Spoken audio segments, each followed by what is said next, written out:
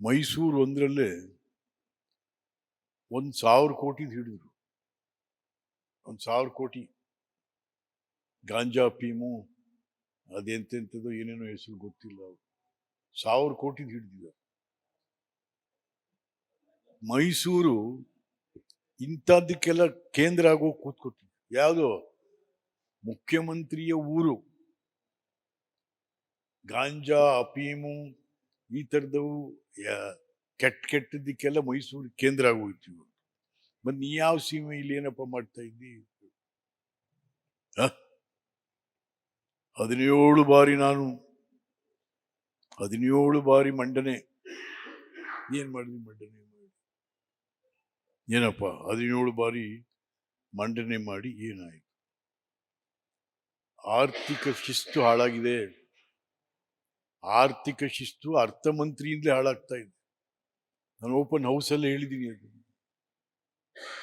ಏನ್ರಿ, ಮೈಸೂರಿಗೆ ಬರ್ಬೇಕಾದ್ರೆ ಸ್ಪೆಷಲ್ ಫ್ಲೈಟ್, ಮೈಸೂರಿಂದ ವಾಪಸ್ ಹೋಗಕ್ಕೆ ಸ್ಪೆಷಲ್ ಫ್ಲೈಟ್, ಡೆಲ್ಲಿ ಮೀಟಿಂಗ್ಗಳಿಗೆ ಸ್ಪೆಷಲ್ ಫ್ಲೈಟ್ ಅಂತ ಇನ್ಫೋಸಿಸ್ ನಾರಾಯಣ ಮೂರ್ತಿ, ಸುಧಾಮೂರ್ತಿ ಅವರು ಇಂಡಿಗೋ ಕಾಮನ್ ಇದ್ರಲ್ಲಿ ಹೋಗ್ತಾರೋ 1,000 ಕೋಟಿ.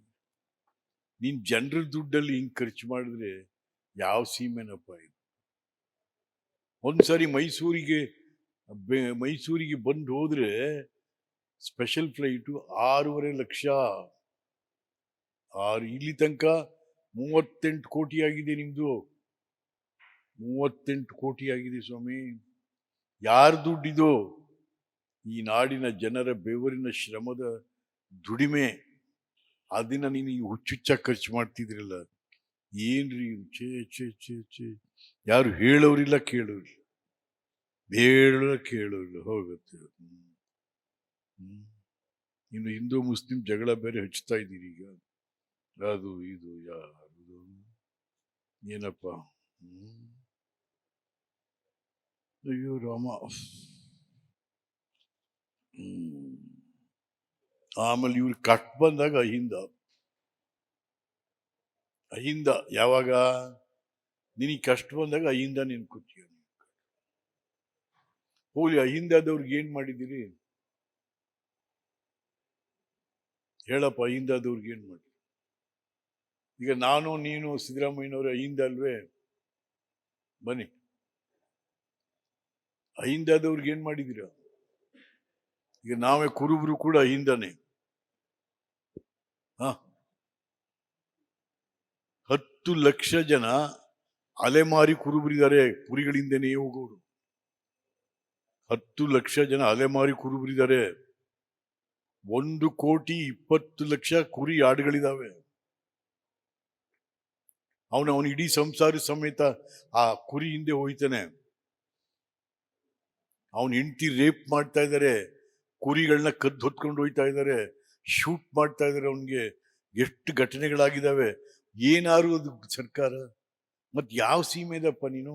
ಕುರುಬರಿಗೆ ರಕ್ಷಣೆ ಕೊಡದೆ ಇರೋ ನೀನು ಯಾವ ಸೀಮೆ ಮುಖ್ಯಮಂತ್ರಿ? ಹಿಂದುಳಿದವ್ರು ಅಹಿಂದ. ಏನ್ ಅಹಿಂದ? ಕುರುಬರಿಗೆ ಏನ್ ಕೊಟ್ಟೆ? ಮಡಿವಾಳರಿಗೆ ಏನ್ ಕೊಟ್ಟಿದೀಯ? ಕುಂಬಾರರಿಗೆ ಏನ್ ಕೊಟ್ಟೆ? ಏನಪ್ಪ ನಯನಕ್ಷತ್ರಿಗೆ ಏನೇನು ಕೊಟ್ಟೆ? ದೇವಾಡಿಗರಿಗೆ ಏನ್ ಕೊಟ್ಟಿದೀಯ? ಏನಿಲ್ಲ, ಸುಮ್ಮನೆ ಅಹಿಂದ. ನಿನ್ ಓಟ್ ಬೇಕು ಅಹಿಂದ. ಅವ್ರು ಓಟ್ ಹಾಕ್ಬಿಟ್ಟು ಬಾಯಿ ಮುಚ್ಕೊಂಡು ಸುಮ್ಮನೆ ಮನ್ಲಿರೋದು. ಈ ಪರಿಸ್ಥಿತಿಯಾಗಿ ಕೂತಿದೆ. ಓಹೋ. ಆಮೇಲೆ ನಿಮ್ ಸ್ನೇಹಿತರುಗಳು ಇಂಥ ಬಡ್ಜೆಟ್ ಯಾವಾಗಲೂ ಬಂದಿಲ್ಲ, ಇಂಥ ಆರ್ಥಿಕ ಮಂತ್ರಿ ಎಂತೆಂಥವ್ರು ಸ್ವಾಮಿ. ಕರ್ನಾಟಕದಲ್ಲಿ ನಿಜಲಿಂಗಪ್ಪನವರ ಕಾಲದಲ್ಲಿ ಟಿ ಮರಿಯಪ್ಪ ಅಂತಿದ್ರು. He was the best finance minister. Budget ಎಷ್ಟು ಅವತ್ತು? 4,500 ಕೋಟಿ ಅಷ್ಟೇ. ಈಗ 4 ಲಕ್ಷ ಕೋಟಿ. ಈಗ ಗೋರ್ಪಡೆಯವರು ದೇವರಾಜರ ಕಾಲದಲ್ಲಿ MI ಗೋರ್ಪಡೆ, ಎಂತ ಫೈನಾನ್ಸ್ ಮಿನಿಸ್ಟರ್.